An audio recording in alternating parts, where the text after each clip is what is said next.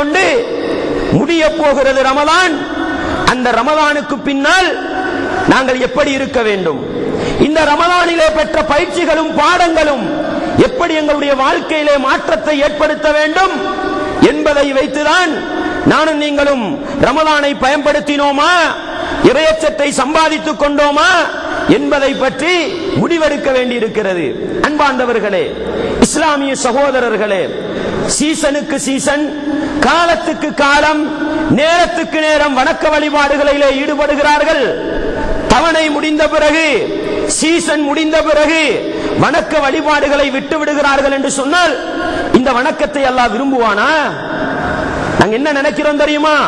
ரமலானுடைய காலத்தில் சுபகு தொழுதோம், ரமலானுடைய காலத்தில் இரவு வணக்கத்தில் ஈடுபட்டோம், ரமலானுடைய காலத்தில் இன்ன பிற நல்ல காரியங்களை செய்தோம் என்று நானும் நீங்களும் சந்தோஷப்படுகிறோமே, இந்த சந்தோஷத்துக்கு தகுதிதானா?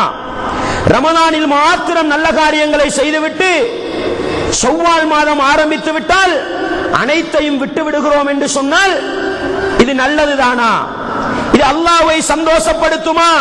இது நபிகளாரை சந்தோஷப்படுத்துமா என்று நாங்கள் ஒரு கேள்வி கேட்டால், நபிகளார் ஸல்லல்லாஹு அலைஹி வஸல்லம் அவர்களிடத்தில் கேட்கப்பட்டது, ஐயுல் அமாலி அஹப்பு இலல்லாஹ், அல்லாஹ்வுக்கு மிக மிக விருப்பமான அமல்கள் எது? எப்படி கேட்கப்படுகிறது? அல்லாஹ்வுக்கு வணக்க வழிபாடுகளில் விருப்பமானது எது என்று கேட்கப்பட்டது. நபிகளார் ஸல்லல்லாஹு அலைஹி வஸல்லம் அவர்கள் சொன்னார்கள், அதுவமுஹா வ இன் கல்ல என்று சொன்னார்கள். குறைவாக இருந்தாலும் தொடர்ச்சியாக செய்வது இருக்கிறது அல்லவா, அதுதான் படைத்தவன் அல்லாஹ்வுக்கு விருப்பமானது என்று சொன்னார்கள்.